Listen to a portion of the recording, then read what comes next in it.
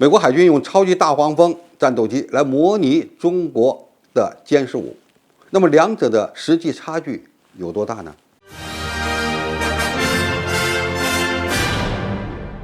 观众朋友、网友朋友，大家好，我是付天少。最近，美国海军突然爆料，VFC-12超级大黄蜂战斗机中队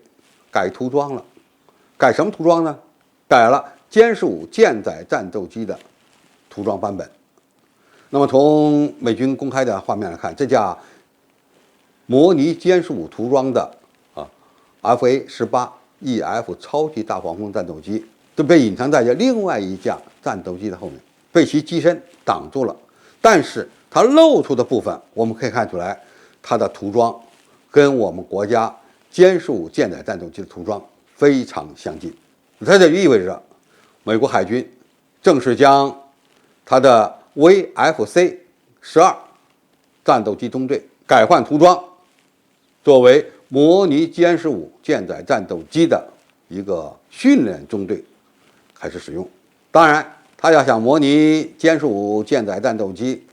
光是涂装模拟，这恐怕还不行，还需要模拟歼15战斗机的训练。当然，甚至呢，他还要模拟歼15舰载战斗机的作战能力。FA-18EF 超级大黄蜂是一款中型的舰载战斗机。那么我们国家自行开发的歼15舰载战斗机是重型的，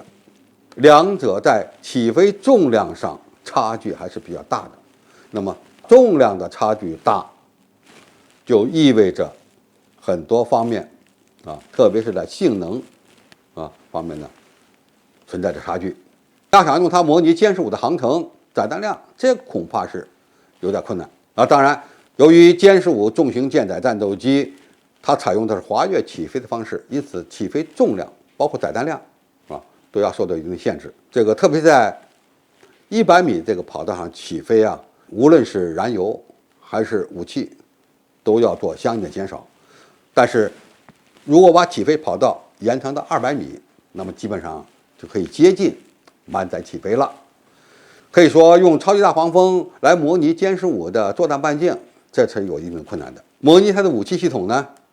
应该说可能差不太多，因为歼15舰载战斗机它所配装的红外近距格斗导弹以及中距空空导弹水平和美国 FA-18EF 超级大黄蜂所挂载的空战武器基本类似。那么导弹的性能差不太多，航程超级大黄蜂要短一点。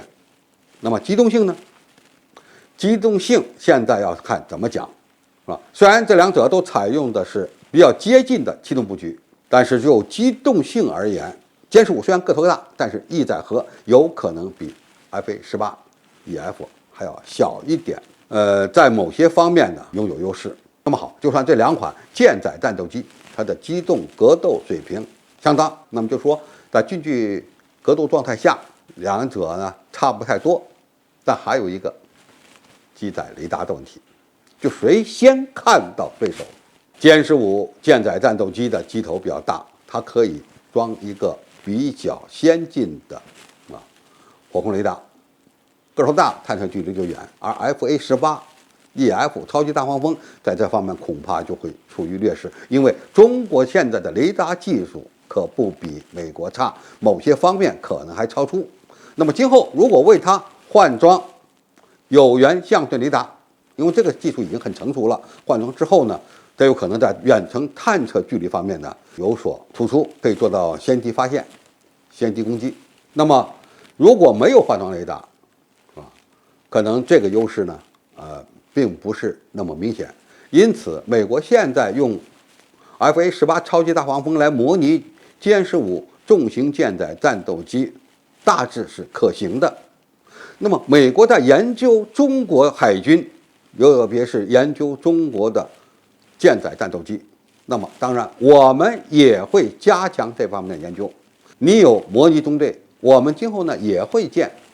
相应的模拟中队，因为跟 FA-18EF 超级大黄蜂类似的战斗机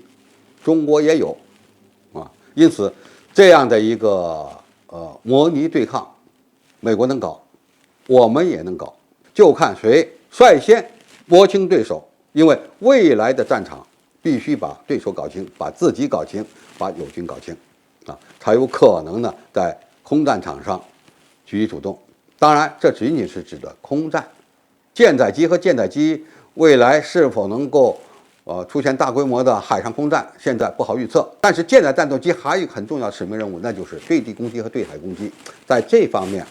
歼15应该说具有明显的优势，因为它能够挂载各种各样不同的反舰导弹和精确对地打击武器。当然，超级大黄蜂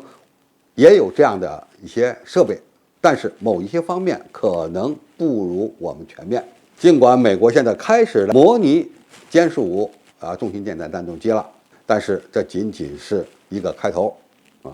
今后会怎么发展，恐怕还要根据美军的模拟训练的情况呢，做出相应的判断知己知彼，方能百战不殆。我们也会采取相应的手段措施来摸清我们潜在的对手超级大黄蜂的战术和性能特点。